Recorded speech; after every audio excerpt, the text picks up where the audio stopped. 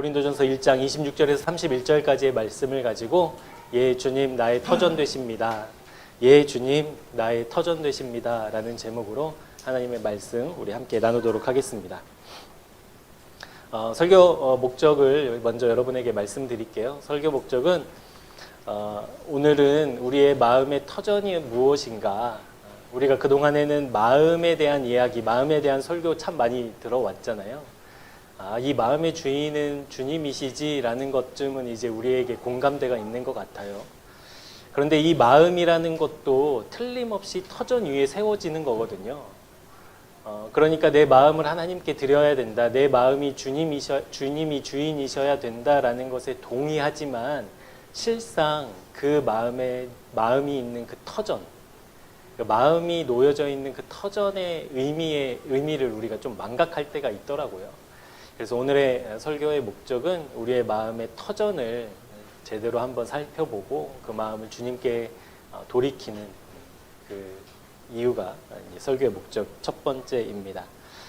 여러분의 마음의 터전은 누가 되기를 원하세요? 우리 정도면 이제 자신 있게 말할 수 있죠. 우리의 마음의 터전의 주인은 누가 되셔야 되죠? 하나님, 주님이셔야죠. 예수 그리스도가 우리 믿음의, 우리 마음의 터전이시잖아요. 그런데 우리는 그러지 못한 삶을 살잖아요. 일상이, 매일이 하나님이 터전이라고 고백하지만 하나님이 터전이 안 되는 삶을 우리 실제로 살고 있잖아요. 그러니까 이제 우리가 최소한 우리의 마음의 터전이 누구이십니까? 라고 물었을 때 주님이 되기를 원합니다. 내 마음의 터전, 주님이 주인 되시기를 원합니다. 라는 정도의 이제 그 마음은 우리가 다 가지고 있다고요. 그런데 무엇이 내 마음의 터전인가를 정직하게 살펴보는 시간은 그리 많지 않았던 것 같아요. 기도하죠. 매일매일 기도하죠. 주님이 내 마음의 주인이십니다. 내 마음의 터전이 주님이셔야만 합니다. 라는 기도를 하고 있지만 실상 내 마음의 터전은 무엇인가 라는 실제 내 마음의 터전을 살펴보는 일은 그렇게 많이 없었던 것 같습니다.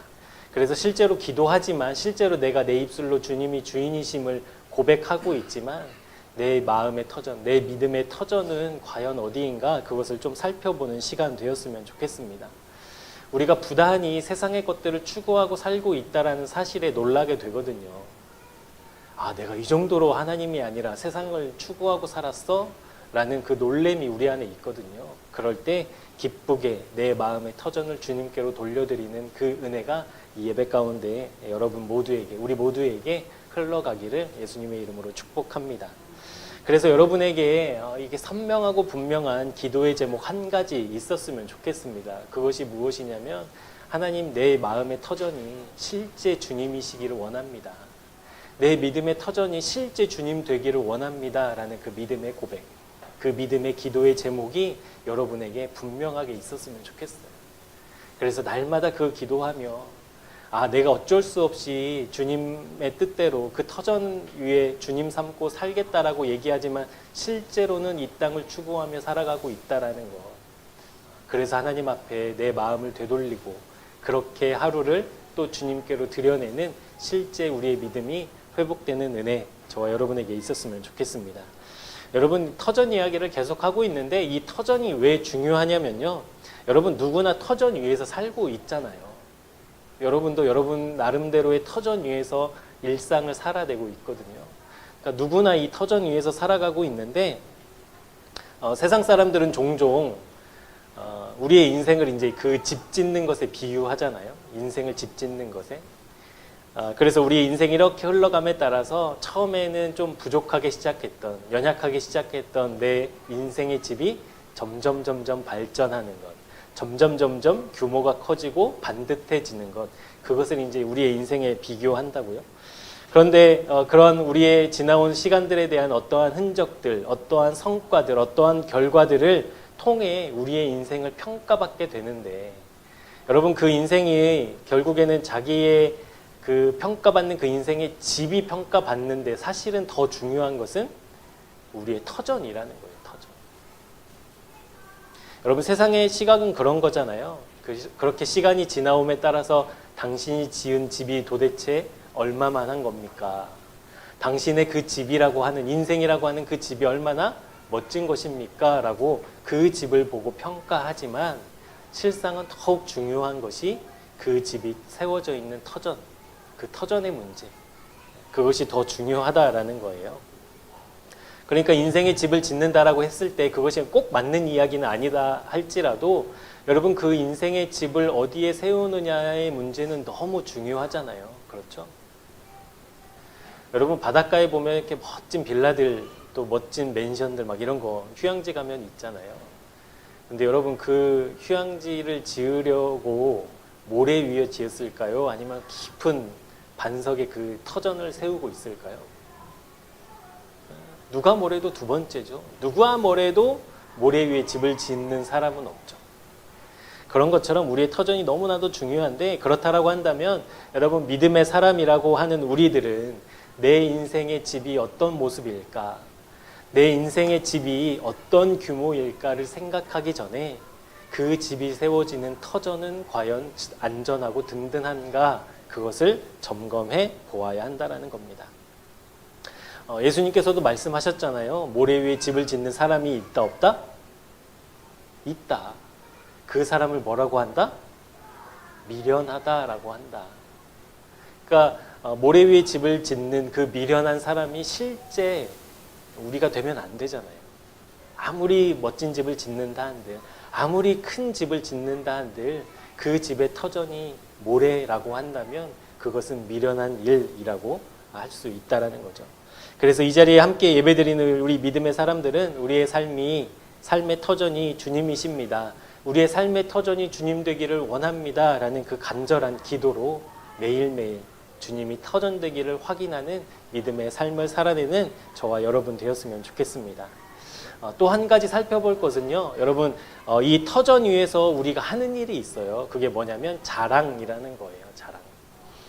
여러분, 누구나 자기의 터전을 자랑하거든요. 자기의 터전이 무엇이다 라고 자신 있게 이야기하거든요. 내 기반은 이런 거야, 내 터전은 이런 거야 라고 자랑하는 것, 그것이 세상에서 말하는 거거든요. 여러분, 지금은 좀 찾아보기 어렵지만 20년 전만 하더라도 여러분, 길거리에서 운전하다가 싸움이 붙으면 이제 막 차 세워놓고 이제 막 싸우잖아요. 여러분, 한 번쯤은 다 보신 적 있을 거예요. 왜 운전을 이따위로 해? 왜 운전을 이런 식으로 해? 하다가 여러분, 싸움이 이제 어떻게 번져요? 운전하는 것 때문에 싸우는 게 아니라 이제 뭐 때문에 싸우죠? 너 내가 누군지 알아? 안 보셨어요? 내가 누구를 아는데 내가 누군지 알아? 막 이제 이런 걸로 싸운다고요. 그러니까 세상에서의 기준, 세상에서의 바라보는 그 시선들은 자기의 터전이 얼마만큼인가, 자기의 터전이 누구인가, 그것도 아니라고 한다면 내가 누구를 알고 있나, 이제 그 터전의 싸움, 그 자랑의 싸움이 되거든요. 그러니까 내가 알고 있는 그 사람이 이제 터전이 되어서 이제 그것을 자랑하게 되는 것, 이것이 이제 세상의 방법이라는 거잖아요. 이제 그것도 안 통하면 이제 어떻게 돼요? 내가 누군 줄 알아? 그런데 상대방이 더 나보다 대단한 사람이에요. 그러면 이제 뭘로 싸우죠? 목소리 크기로 싸우죠. 이제 목소리 큰 사람이 이기는 거죠. 이제 그러한 이제 순으로 간다라는 거예요. 여러분, 그렇거든요. 옛날 말에 호랑이는 죽어서 가죽을 남기고 사람은 죽어서 이름을 남긴다라는 말이 있잖아요. 그러니까 호랑이는 죽어서 가죽을 남기지만 사람은 무엇을 남겨야 된다? 이름을 남겨야 된다. 자기가 죽어도 자기의 업적, 자기의 행적, 자기가 일구어낸 일을 기억할 수 있는 그 결과를 내놓는 것이 인생이다라고 이야기하잖아요. 이것을 다른 말로 한마디로 표현하면 자랑하는 인생이 되어야 한다라고 이제 우리를 부추기고 있는 거거든요. 어떤 삶을 살았고 어떠한 업적을 남겼고 그렇게 자기가 자랑할 것을 많이 만들어 놓은 사람들, 그 사람들을 우리 세상에서는 성공한 사람들이라고 추켜 세우잖아요. 그러니까 이름 남기라고 우리를 부추기고 있는 거거든요. 자랑할 것이 있는 사람이 되는 것, 그리고 자랑할 것이 내가 알고 있는 인맥이라고 하더라도 그 인맥을 갖고 있는 것, 그것이 출세고 성공이고 그것이 인기라는 거예요. 그러니까 그러한 삶을 우리가 살아가도록 세상은 우리를 자꾸 부추기고 있는데, 그런 의미에서 자랑이라고 한다면 이 자랑을 어떻게 정의할 수 있을까? 이 자랑은 자기의 터전을 드러내는 일이다라는 것을 우리가 오늘 말씀을 통해서 좀 보게 될 겁니다. 여러분, 자랑할 것이 있다면 자랑하고 싶으시죠? 자랑할 것이 이제 있다고 치자고요. 없는데 내가 자랑할 것이 하나 생겼어. 막 누구에게도 막 자랑하고 싶어. 자랑해도 되는 어떠한 일이 생겼다면 여러분, 그거 자랑하고 싶어서 어때요? 참잖아요, 우리. 그걸 참아낸다고요.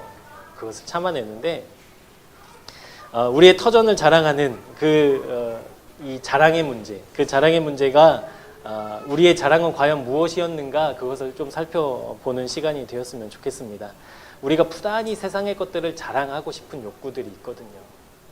그러니까 믿음의 사람이라 하더라도 이 세상에 어떠한 자랑거리가 생기면 자랑하고 싶은 그런 욕구들이 우리 안에 있는데, 그것들을 발견하고 그것들을 돌이키는 오늘 설교의 목적이 있습니다.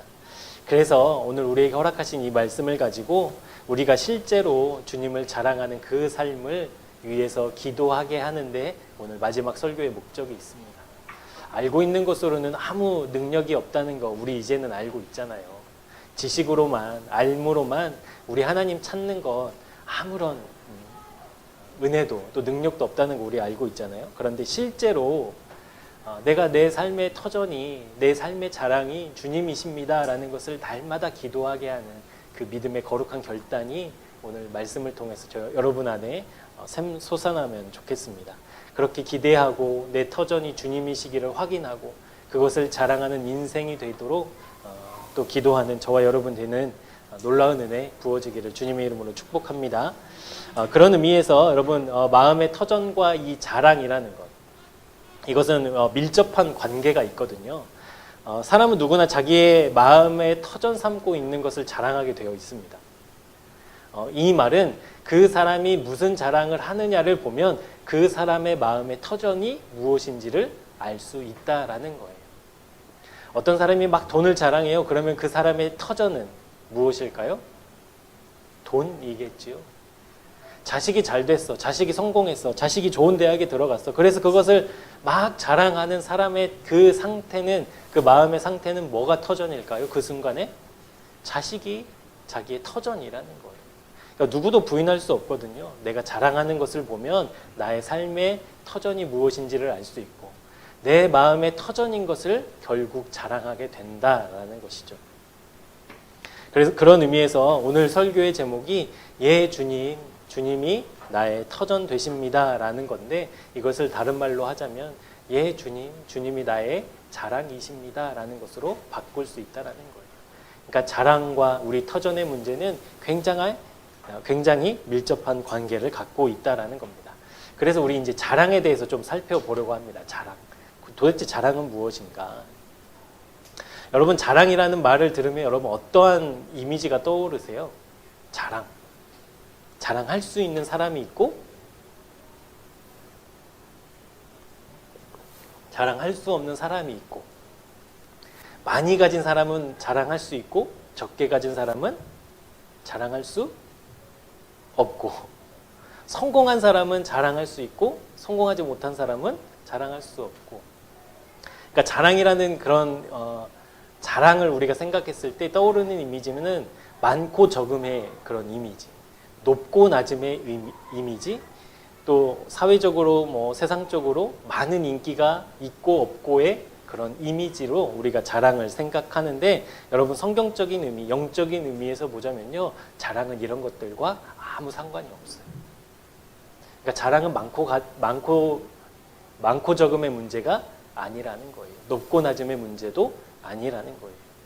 여러분, 이렇게 예를 한번 들어볼게요. 우리 교인 중에 돈이 아주 많으신 분이 이제 있어요.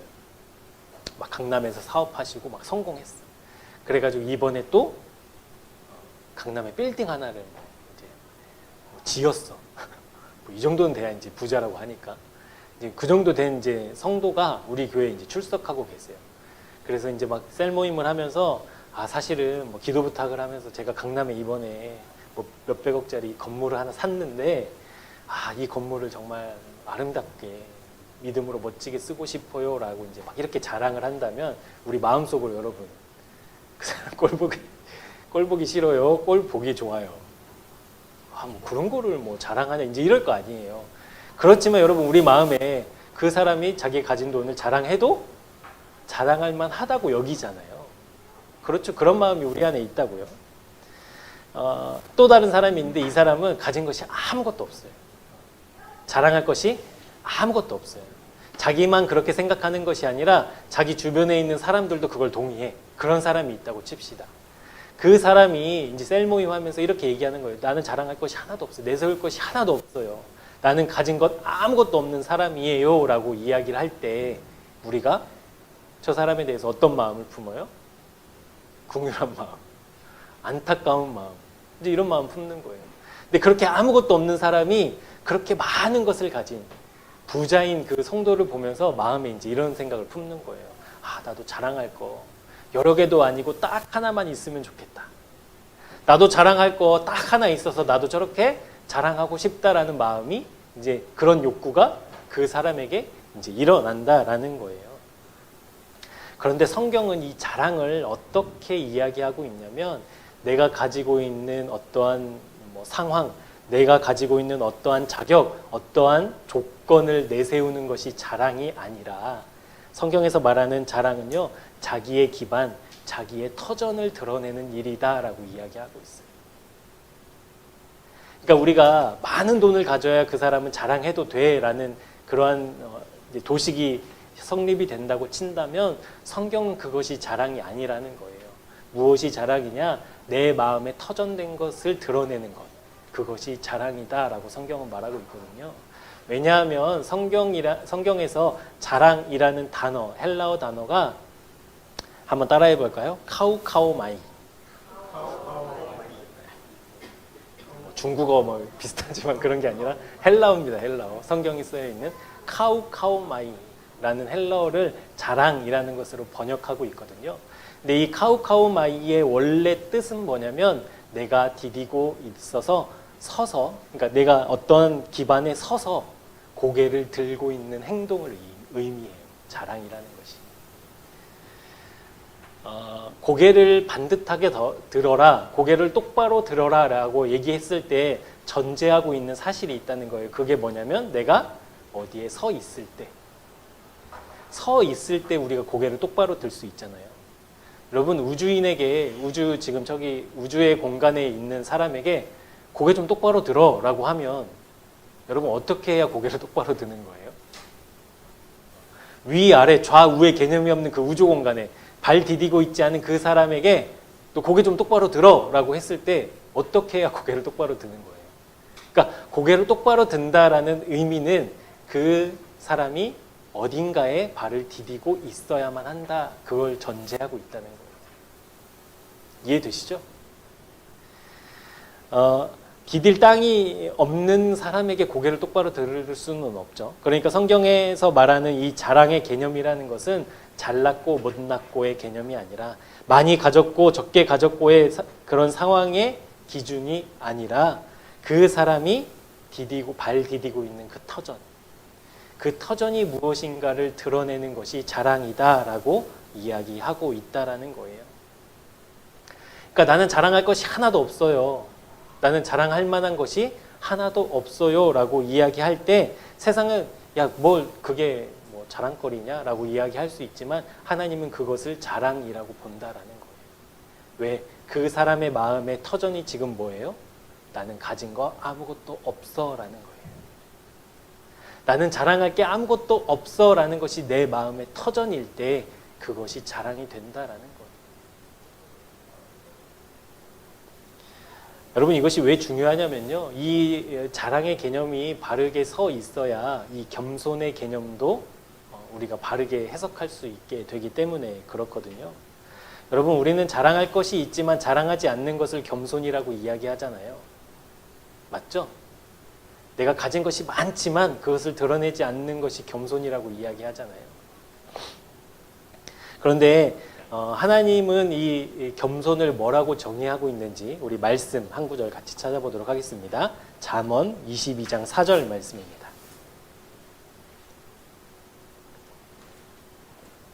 잠언 22장 4절 말씀 우리 같이 한번 말씀 읽어보도록 할게요. 시작.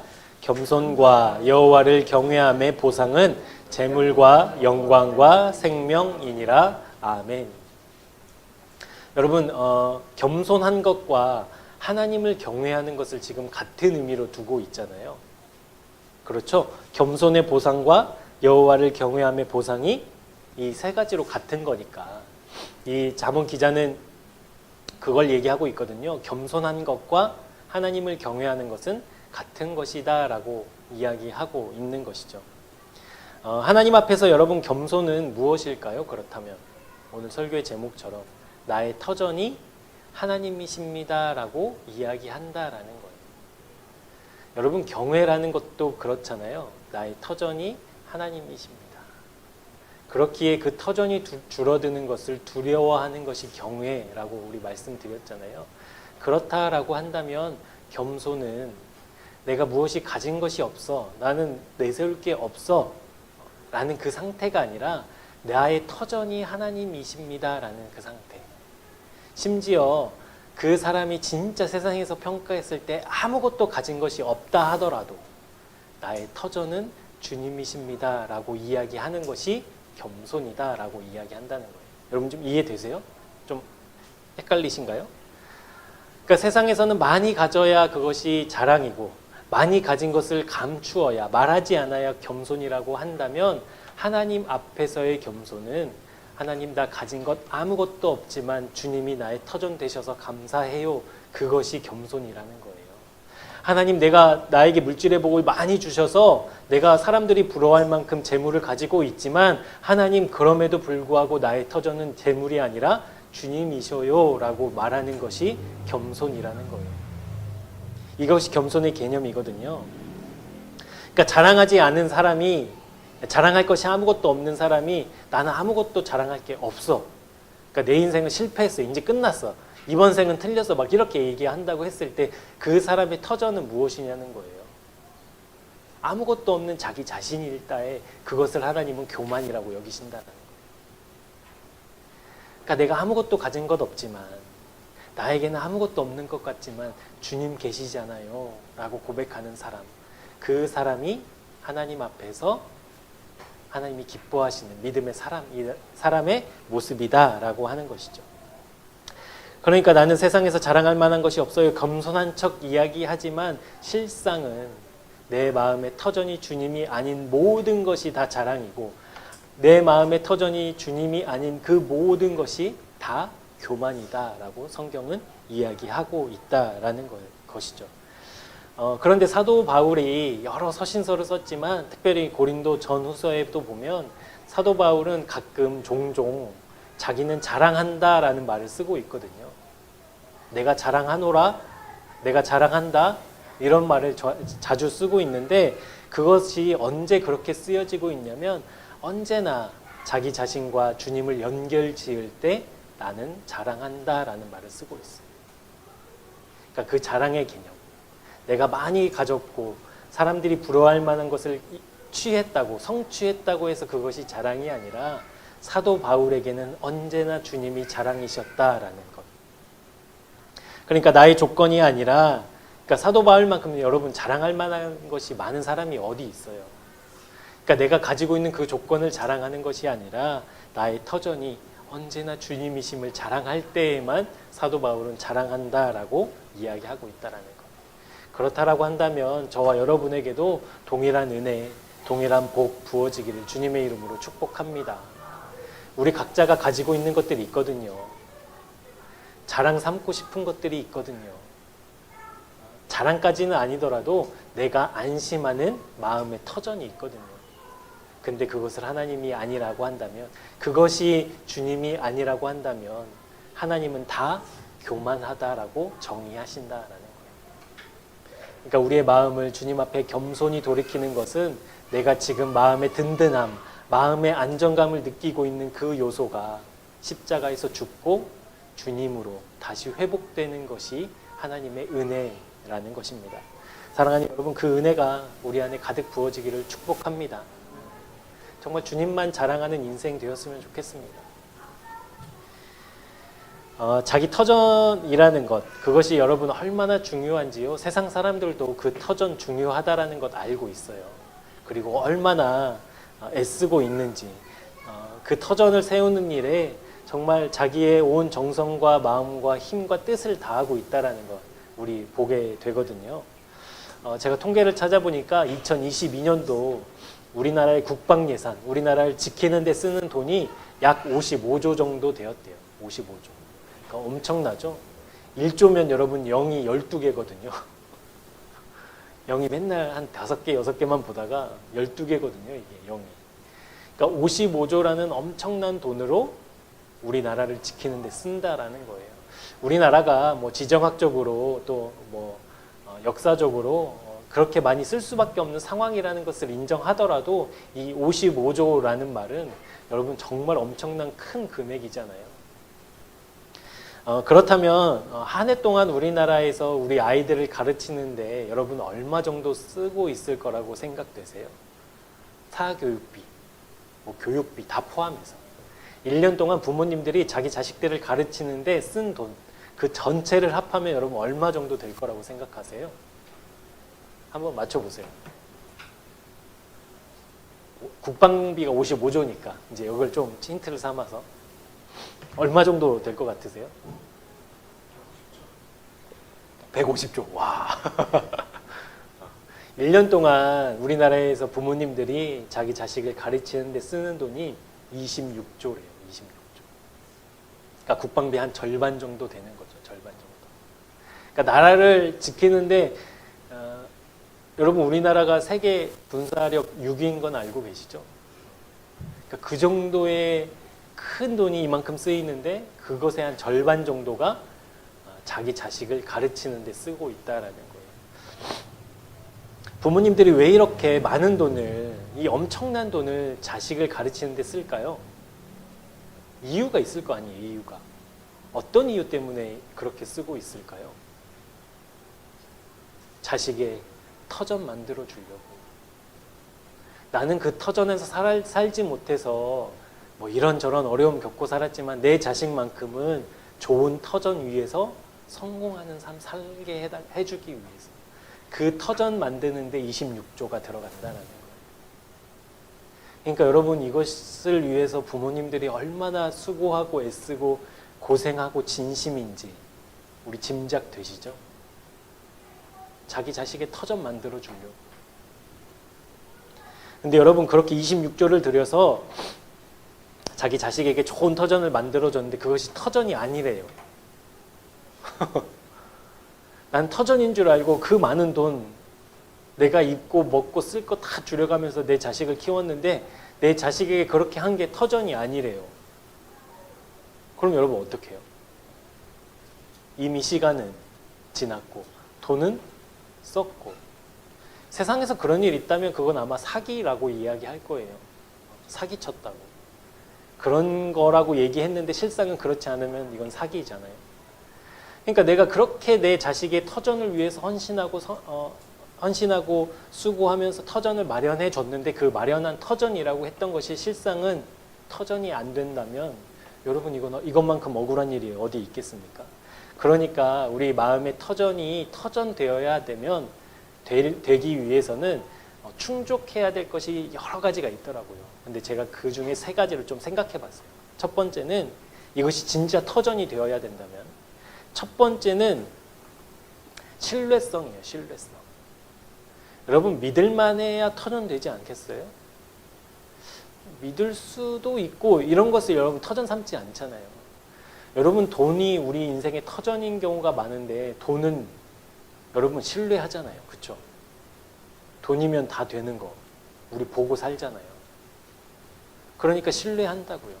그러니까 사람들이 그것을 터전 삼는다고. 그러니까 믿을만 해야 터전 삼을 수 있어요. 두 번째 조건은 안정성이라는 거예요. 안정성. 여러분 돈이 시대를 따라서 어떨 때는 막 능력이었다가 어떨 때는 막 휴지 조각이었다가 어떨 때는 또 막 힘이었다가 어떨 때는 부끄러운 거였다가 막 돈에 대한 개념이 그렇게 바뀌어 왔다면 사람들이 그 돈을 터전 삼을까요? 대답해 보세요. 그러면 여러분 터전 삼으시겠어요? 내가 지금은 돈이 막 그렇게 터전 삼아도 돼. 그런데 시간 지나면, 상황이 바뀌면, 예를 들어 정권이 바뀌면 이거 그냥 휴지 조각 돼. 그러면 이것에 터전 삼을 사람이 없죠. 그러니까 상황에 따라서, 시간이 지남에 따라서 변하지 않는 그 안정성이 있어야 된다고. 변하지 않는 안정성.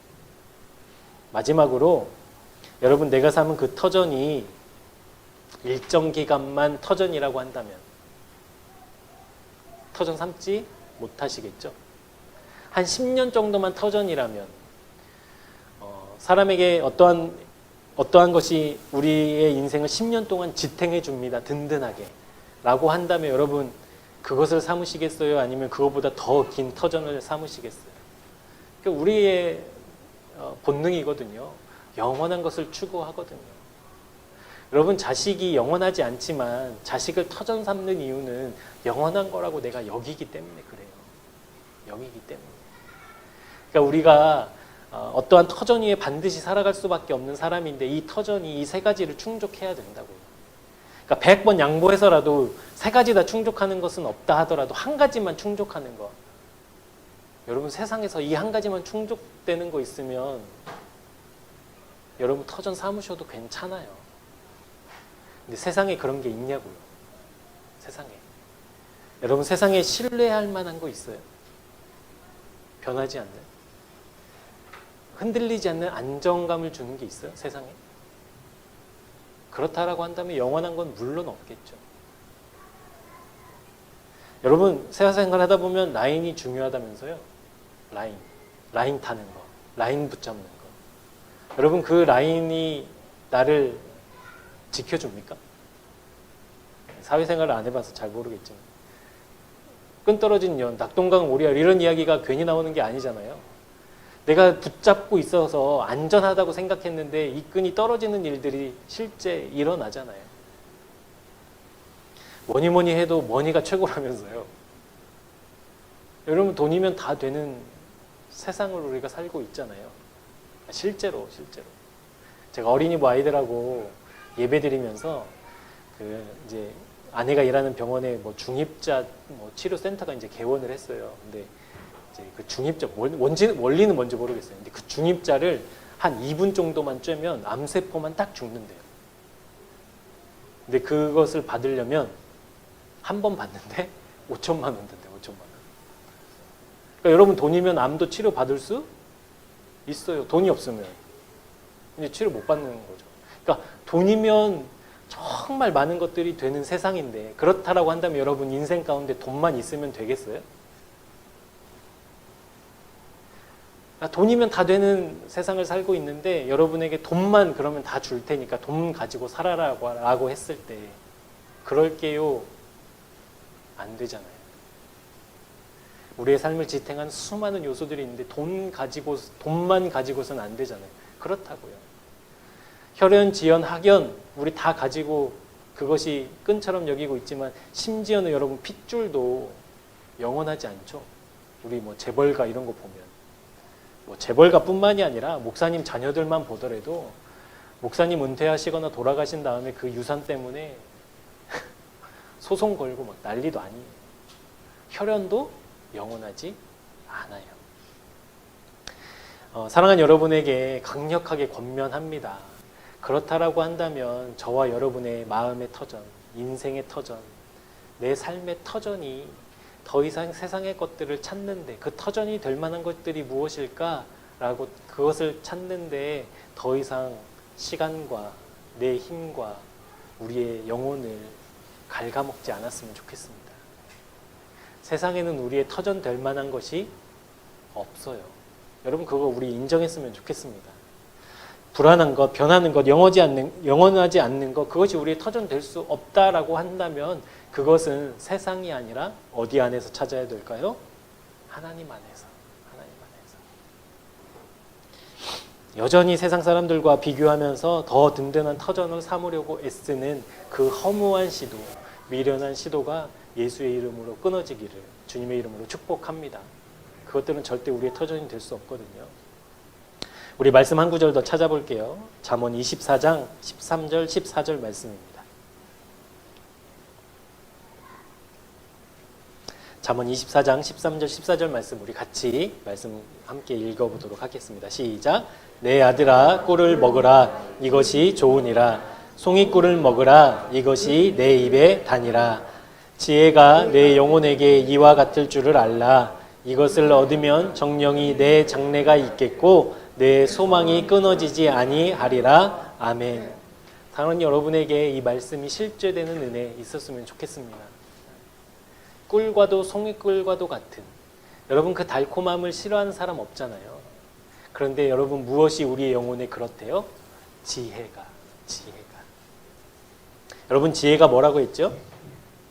지금 하나님의 말씀을 듣는 귀, 지금 하나님의 의견을 듣는 귀, 지금 하나님의 뜻을 듣는 귀, 그것이 지혜라는 거예요.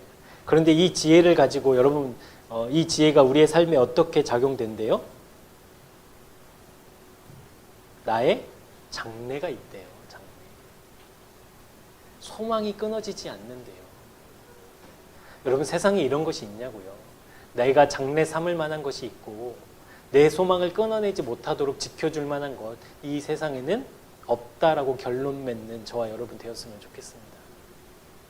하나님의 지혜, 그 지혜가 우리의 장래이고 우리의 소망된다라는 사실, 우리의 마음속 깊은 곳에서 이 갈망함이 솟아났으면 좋겠습니다.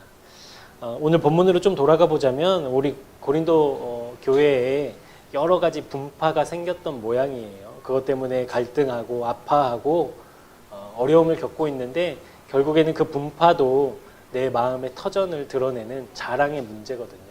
이 자랑의 문제와 지금 사도 바울이 연결시키고 있는데 우리 26절 말씀 한번 같이 읽어보도록 하겠습니다. 형제들아 너희를 부르심을 보라. 육체를 따라 지혜로운 자가 많지 아니하며 능한 자가 많지 아니하며 문벌 좋은 자가 많지 아니하도다. 그러니까 교회 안에서 여러 가지 분파로 나뉘게 됐는데 이 분파들마다 무엇을 자랑했냐면 자기가 따르고 있는 사람들의 지혜와 지식을 자랑했다라는 거예요. 자기가 따르고 있는 사람들의 업적을 자랑했고 자기가 따르고 있는 사람들의 신학과 가르침을 자랑했다라는 거예요. 교회 안에서. 내가 너 바울파야? 나 아볼로파인데 아볼로 인품 알지? 아볼로가 지금 우리 교회를 위해서 한 일 알지? 바울은 뭐 했어? 이제 막 이런 식으로 비교했다는 거예요. 그런 다툼들이 있다라는 거예요. 근데 사도 바울은 이것이 이제 교회 안에 큰 문제잖아요. 분파가 있다라는 것이. 그리스도의 몸된 교회가 나뉘었다는 것만큼 가슴 아픈 일이 없잖아요. 그런데 사도 바울이 이 문제를 해결하려고 분파를 그러면 하나 되게 하려고 이 권면의 편지를 쓰고 있는 것이 아니라 사도 바울은 이것을 자랑의 문제와 연결시키면서 지금 무엇을 지적하고 있냐면 고린도 교회 교인들의 영적인 상태를 지적하고 있는 거예요. 너희들 지금 영적으로 병들었어. 그거 알아야 돼 라고 이야기하고 있다라는 거예요. 여러분 고린도 교회는 세상적으로 참 부유한 교회였거든요. 무역의 그 중심에 있었기 때문에. 그렇기 때문에 고린도 교회 교인들도 사회적으로 성공한 사람들이 많이 있었다고요. 그러니까 자랑할 만한 사람들이 모인 교회가 바로 고린도 교회였어요. 그런데 그 고린도 교회 안에서 일어나는 그 자랑들, 그것들이 고린도 교인들의 영적인 상태, 영적인 질병이다라고 이야기하면서 우리 27절부터 29절까지의 말씀도 같이 한번 읽어보도록 하겠습니다. 그러나 하나님께서 세상에 미련한 것들을 택하사 지혜 있는 자들을 부끄럽게 하려 하시고 세상의 약한 것들을 택하사 강한 것들을 부끄럽게 하려 하시며 하나님께서 세상의 천한 것들과 멸시받는 것들과 없는 것들을 택하사 있는 것들을 폐하려 하시나니 이는 아무 육체도 하나님 앞에서 자랑하지 못하게 하려 함이라. 아멘. 여러분 이 말에는 깊은 영적인 의미가 있는데요. 그냥 단순하게 너희들 자랑하지 마. 그거 너희들 터전 드러내는 일이야 라고 말하고 있는 것이 아니라 29절에서도 말씀하고 있듯이 이는 아무 육체도 하나님 앞에서 자랑하지 못하게 하려 하신다라는 말씀. 여러분 하나님 앞에 설 때는 언제지요? 우리 주님 다시 오셨을 때. 하나님의 그 심판대 앞에서 우리 서잖아요. 그때 하나님과 얘기할 수 있는 사람은 누구일까요? 그 심판대에서. 구원받은 사람들, 하나님의 백성된 사람들은 하나님과 이야기하겠죠. 어떤 이야기 할까요? 여러분 한번 상상해 보시죠. 하나님의 심판대 앞에 나는 구원받았어요. 네, 하나님의 심판대 앞에 서서 내가 무엇을 이야기할까요? 와, 주님이시군요. 와, 정말 주님 계셨군요. 와, 정말 그 주님의 영광스러운 모습을 보서 너무 기뻐요. 행복해요. 이런 이야기하고 하지 않을까요? 그런데 그 주님이 다시 오셔서 심판대 앞에 섰을 때 하나님과 대화할 수 없는 사람은 누구일까요? 그렇다면 구원받지 못한 사람. 이 사람들에게는 기회가 없거든요. 하나님 진짜 계셨네요. 저는 복음에 대해서 못 들어봤는데요. 저에게 전해준 사람 아무도 없었는데요. 하나님 한 번만 더 기회를 주세요. 이런 이야기 감히 할 수 없죠.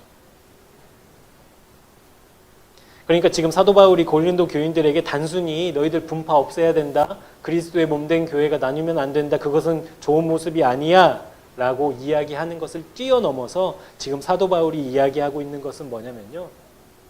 마음의 터전이 주님이 아닌 사람들이 받을 저주에 대해서 이야기하고 있는 거예요. 여러분, 우리 마음의 주인은 누구시죠? 하나님. 우리의 마음의 주인은 하나님이시고 우리의 마음에는 주님만 계셔야 되는데 그 상태가 아닌 사람들이 저주의 상태라는 거예요. 저주의 상태. 그냥 신앙이 좋고 나쁘고 내가 자랑할 것이 있고 없고 터전이 무엇이고의 문제를 떠나서 내 마음에 주님 거하시지 않으면 그것이 저주의 상태라고요. 저주의 상태. 그래서 잠언 23장 26절에는 이렇게 말씀하고 있습니다. 내 아들아 내 마음을 내게 주며 내 눈으로 내 길을 기뻐할지어다. 즐거워할지어다. 그러니까 하나님이 마음의 주인 되시기 때문에 하나님께서 그 마음을 지금 나에게 달라라고 우리에게 요구하신다라는 거예요. 너희들 마음이 너희들 안에 있어서 너희들 마음대로 쓰는 거 그게 자연스럽지만 그렇게 쓰면 안 돼라고 하나님 말씀하고 계신다는 거예요. 그 마음에는 나만 있어야 돼. 내가 주인 되어야 돼. 그 마음의 터전은 나만이어야 돼 라고 권면하고 있다라는 거예요. 여러분, 망하고 일이 잘 안 되고 어떤 일들을 해도 풀리지 않는 그 상태가 저주가 아니라 일이 오히려 잘 되고 있지만 내 마음엔 주님 거하시지 않을 때 그때가 저주라는 거예요. 나는 자랑할 것이 아무것도 없어. 나는 뭐 하는 일마다 다 실패해. 그런데 그럼에도 불구하고 나의 삶의 터전은 주님이셔 라고 하는 사람이 구원받은 사람이라는 거예요. 여러분, 이렇게 하나님이 우리의 마음을 달라라고 하셨으니까 우리의 마음을 하나님께 드릴 때 어떤 일이 일어나는지 30절과 31절 말씀 우리 같이 보도록 하겠습니다. 시작. 너희는 하나님으로부터 나서 그리스도 예수 안에 있고 예수는 하나님으로부터 나와서 우리에게 지혜와 의로움과 거룩함과 구원함이 되셨으니 기록된 바 자랑하는 자는 주 안에서 자랑하라 함과 같게 하려 함이라. 아멘. 여러분, 우리가 하나님께 우리의 마음을 드려서 이제 우리에게 나타나는 일이 뭐예요? 말씀해 보면 지혜와 의로움과 거룩함과 구원함. 여러분, 이것은 하나님께 우리의 마음을 드릴 때에만 나타나는 일이거든요. 그러니까 우리의 터전이 무엇이 아니라 내 터전이 어떤 상황이 아니라 나의 주님이시라고 우리의 마음을 내어드릴 때 하나님은 실제 나에게 지혜와 거룩함과 구원함과 의로움으로 역사하신다라는 거예요. 그렇다는 것은 여러분, 우리가 우리의 마음을 드린다라고 하는 것이 나의 다짐이나 입술로만 하는 것뿐만 아니라 그렇게 실제 되어진다면 우리가 실제 우리의 마음이 하나님께 가 있을 때 경험할 수 있는 것들이 있다라는 거예요. 그러니까 다른 말로 표현하자면 믿음이 실제가 된다라는 거예요. 실제가 된다. 지혜와 의로움과 거룩함과 구원함을 실제 경험한다라고 한다면 그것이 실제 믿음이라고, 그것을 경험할 수 있다라고 이야기한다라는 거예요. 사랑하는 여러분, 실제 주님이 나의 터전이십니다라고 믿음으로 고백했을 때 저와 여러분에게 아, 실제로 하나님께 마음을 드린다는 것이 이것이구나. 실제 마음을 드렸더니 이러한 일이 일어나는구나 라는 것을 여러분 경험했으면 좋겠습니다. 경험할 수 있거든요. 경험되거든요. 하나님의 약속이니까. 지혜와 의로움과 거룩함과 구원함을 우리 실제 경험하는 저와 여러분 되었으면 좋겠습니다. 그렇게 우리의 마음을 주님께로 드린 사람들이 하는 고백, 그 사람들이 하는 자랑, 그게 31절에 나오잖아요. 자랑하는 자는 주 안에서 자랑해라. 여러분, 우리가 주님 안에 거한다고 했을 때 주님 안에 거한 상태에서 우리가 자랑할 수 있는 것이 무엇일까요? 자랑할 수 있는 것. 주님 안에서만 자랑할 수 있는 것. 십자가. 십자가. 십자가를 자랑한다라는 것은요, 내 삶의 터전이 십자가입니다 라고 말하는 것과 같습니다. 그래서 십자가가 터전된 사람은 날마다 내가 십자가에서 주님과 연합해서 죽었음을 확인하는 사람들입니다. 내 욕구를 죽이고요, 내 상황을 죽이고요, 내 판단과 내 생각을 죽이는 것, 그 실제 그 죽음을 경험하는 사람들. 여러분, 우리가 주님을 믿음으로 다 고백했잖아요. 그렇죠? 그래서 우리 다 세례받고 신앙생활하고 있잖아요.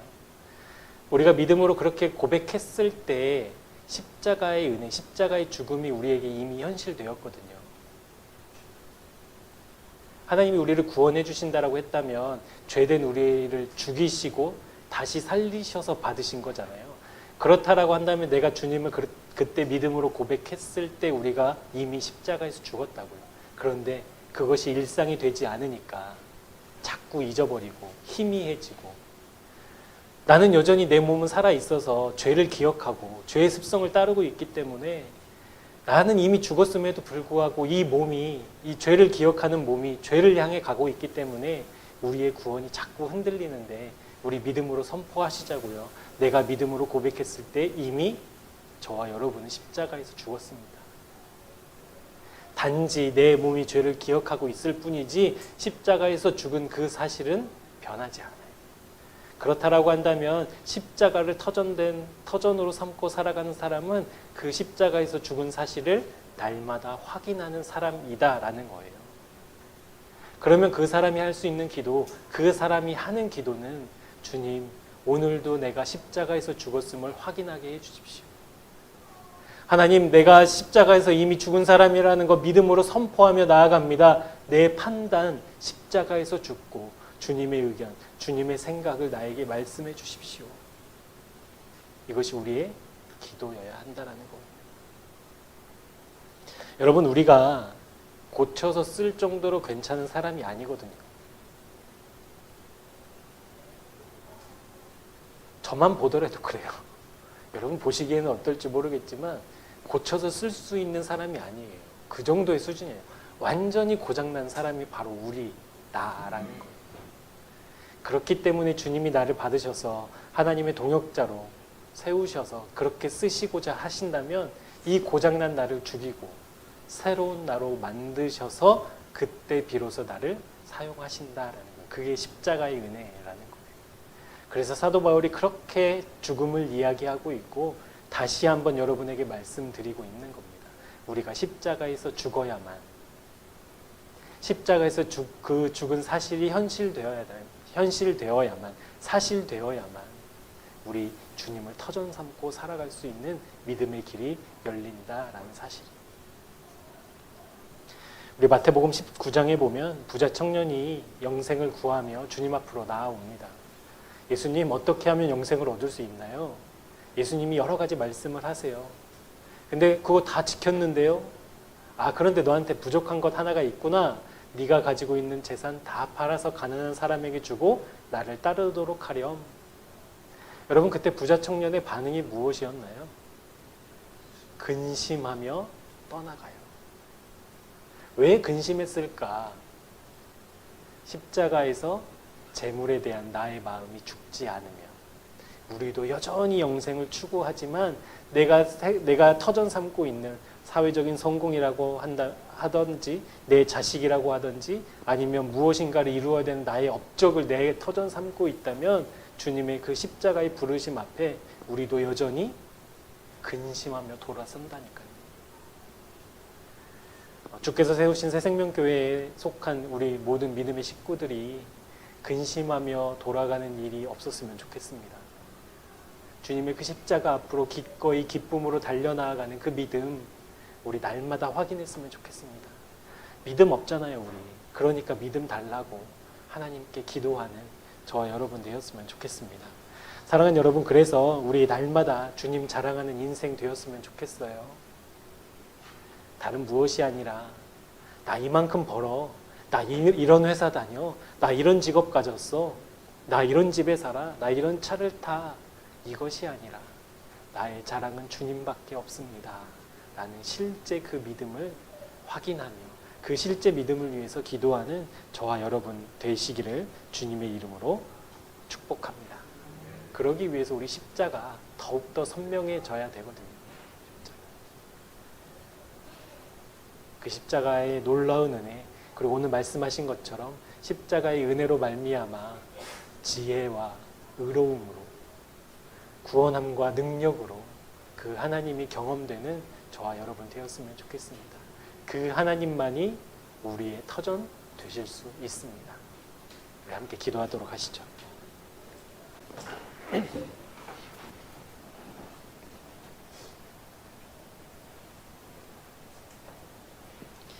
함께 기도하겠습니다.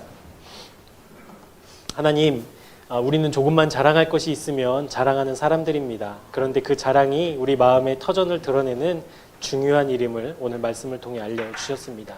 우리 마음의 터전은 오직 주님이셔야 하는데 세상에서 자랑할 것들을 추구하고 원하며 사는 그 인생은 자랑하는 인생이 아닌 저주받은 인생임을 알게 하셨습니다. 주님, 우리 마음의 터전이 오직 주님이심을 고백하며 주님만 자랑하는 인생 되게 하여 주옵소서. 주께서 우리 인생의 터전되어 주옵소서. 그러기 위해 날마다 내 존재가 주님과 연합하여 십자가에서 죽었음을 확인하는 실제가 되기 원하오니 주님, 우리 마음에 주님의 마음 가득 부어 주옵소서. 예수님의 이름으로 간절히 기도합니다. 아멘. 하나님, 우리의 마음은 무엇에 어디에 터전을 삼고 있습니까? 하나님을 믿는다고 말하면서도 열심히 교회 생활을 하면서도 내 마음은 정작 어디에 기반을 두고 있었습니까? 오늘 말씀을 통해 우리의 모습이 고린도 교회의 모습과 다르지 않음을 발견합니다. 그리고 사도 바울이 하나님의 마음으로 그들에게 권면했던 말씀을 기억합니다. 자랑하는 자는 주 안에서 자랑하라. 사랑하는 우리 새생명 교우들에게 이 말씀이 하나님의 음성으로 들려지는 은혜 허락해 주옵소서. 오직 하나님만 주인 되셔야 하는 우리의 마음이 다른 터전 위에 세워지지 않도록 날마다 십자가 앞에서 우리 자신을 돌아보는 은혜 허락해 주옵소서. 우리의 자랑은, 우리의 터전은 언제나 주님이십니다. 우리 각자의 입술과 마음에 이 믿음의 고백 심어 주옵소서. 우리 삶에 베푸신 주님의 은혜에 감사드리며 우리가 드린 예물로 그 감사를 올려드립니다. 우리의 온 마음과 모든 감사를 담아 하나님께 드리오니 주님의 사랑, 주님의 마음으로 충만한 우리를 되게 하셔서 하나님 나라를 위해 아끼지 않는 헌신과 기쁨 허락해 주옵소서. 죽을 수밖에 없는 우리를 죽음에서 건지신 예수 그리스도의 은혜와 그 아들을 통해 완전한 사랑을 이루어내신 하나님 아버지의 무한하신 사랑하심과 쉬지도 졸지도 주무시지도 아니하시고 주님의 백성들을 통해 하나님의 뜻과 약속을 이루어내시는 성령님의 신실하신 역사가 오직 주님만이 나의 터전 되시기를 사모하는 주님의 사람들마다 그들의 가정과 자녀들과 일상 위에 지금부터 영원토록 함께 하옵시기를 간절히 축원하옵나이다. 아멘.